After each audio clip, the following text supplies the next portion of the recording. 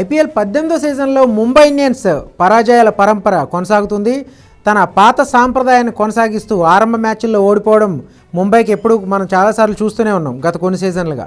So first match ఓడిపోయింది. So రెండో match కూడా గుజరాత్ టైటన్స్ చేతిలో ఓడిపోయింది. నిజానికి చెప్పాలంటే ఈ మ్యాచ్లో చాలామంది ముంబైనే ఫేవరెట్గా భావించారు. కానీ మైదానంలోకి దిగిన తర్వాత గుజరాత్ టైటన్స్దే ఎక్కువ ఆధిపత్యంగా కనపరిచింది. తన హోమ్ గ్రౌండ్లో గుజరాత్ కంప్లీట్ డామినేట్ చేసిందని చెప్పాలి. మొదట బ్యాటింగ్లో, తర్వాత బౌలింగ్లో ఏదైతే ఏమాత్రం అంచనాలకు తగ్గట్టుగా ఆడలేకపోయింది ముంబై ఇండియన్స్. ఒక మాటలో చెప్పాలంటే ముంబై ఇండియన్స్ ఈ మ్యాచ్లో అట్టర్ ఫ్లాప్ అయిందనే చెప్పుకోవాలి. అటు బౌలింగ్లో హార్దిక్ పాండ్యా కెప్టెన్గా రీఎంట్రీ ఇచ్చినా కూడా తను బౌలింగ్ పరంగా ఆకట్టుకున్నాడు, 2 కీలక వికెట్లు తీశాడు. కానీ మిగిలిన బౌలర్ల నుంచి సరైన సపోర్ట్ లేదు. బౌల్ట్ కానీ అలాగే సత్యనారాయణ రాజు, కాకినాడ కుర్రాడు సత్యనారాయణ రాజు కూడా వికెట్ తీసినప్పుడు కూడా ఎక్కువ పరుగులు ఇచ్చేశాడు. సో అతనికి ఇంకా ఇన్ఎక్స్పీరియన్స్డ్ కాబట్టి ఐపీఎల్లో అతను ఇంకా ప్రూవ్ చేసుకోవాల్సిన సమయం ఈ సీజన్లో మేబీ రావచ్చు అవకాశం. సో ఓవరాల్గా ముంబై ఇండియన్స్ బౌలర్ల వైఫల్యంతో గుజరాత్ భారీ స్కోర్ చేసింది. స్టార్టింగ్ చూసుకోవచ్చు, మరోసారి సాయి సుదర్శన్ ఒక అద్భుతమైన ఇన్నింగ్స్ ఆడాడు గుజరాత్ ఓపెనర్. అలాగే గిల్ కూడా ఆడాడు.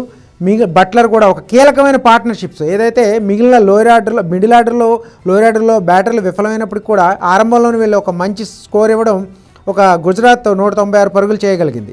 సో ఓవరాల్గా Sai Sudharsan form, Gill and Buttler వాళ్ళ ఇన్నింగ్స్లు కూడా కీలకంగా ఒక భారీ స్కోర్ని అందించాయి. చేసింగ్లో పవర్ ప్లేలోనే 2 కీలక వికెట్లు కోల్పోవడం ముంబై అవకాశాలను దెబ్బతీసిందని చెప్పుకోవచ్చు. సో స్టార్టింగ్లోనే రోహిత్ శర్మ, రికల్టన్ అంటే రోహిత్ శర్మ ఒక 4 కొట్టి కాస్త కాన్ఫిడెంట్గా కనిపించినప్పటికి కూడా తన్ని ఎక్కువసేపు క్రీజ్లో నిలబడలేకపోయాడు. అలాగే రికల్టన్ కూడా మనం ఫస్ట్ మ్యాచ్లో ఫెయిల్ అయ్యారు, వీళ్ళిద్దరూ అదే తరహాలో ఫెయిల్ అయ్యారు. సో అక్కడ పవర్ ప్లేలో 2 కీలక వికెట్లు పడిపోయిన తర్వాత ఆటోమేటిక్గా ప్రెషర్ అనేది పెరుగుతుంది. సో ఇక్కడ తిలక్ వర్మ, సూర్యకుమార్ యాదవ్ ఒక మంచి పార్ట్నర్షిప్ బిల్డప్ చేసే ప్రయత్నం చేసినా భారీ షాట్లు అయితే ఆడలేకపోయారు. ఒక విధంగా తిలక్ వర్మ కాస్త స్లోగా ఆడినట్టు కనిపించింది. కానీ సూర్యకుమార్ యాదవ్ భారీ షాట్లతో కాస్త స్కోర్ని పెంచే ప్రయత్నం అయితే చేశాడు. కానీ కీలక సమయంలో మరోసారి ప్రసిద్ధ కృష్ణ కానీ మిగిలిన బౌలర్లు కానీ ఎక్కడికక్కడ వికెట్లు తీస్తూ సిరాజ్ కూడా 2 వికెట్లు తీశాడు. ఏదైతే ఫస్ట్ మ్యాచ్లో పంజాబ్ కింగ్స్తో మ్యాచ్లో చాలా ధారాళంగా పరుగులు ఇచ్చేసిన సిరాజ్ ఈ మ్యాచ్లో అద్భుతంగా బౌలింగ్ చేశాడని చెప్పుకోవాలి. ఒక విధంగా గాడిన పడినట్టే కనిపిస్తుంది సిరాజ్ బౌలింగ్.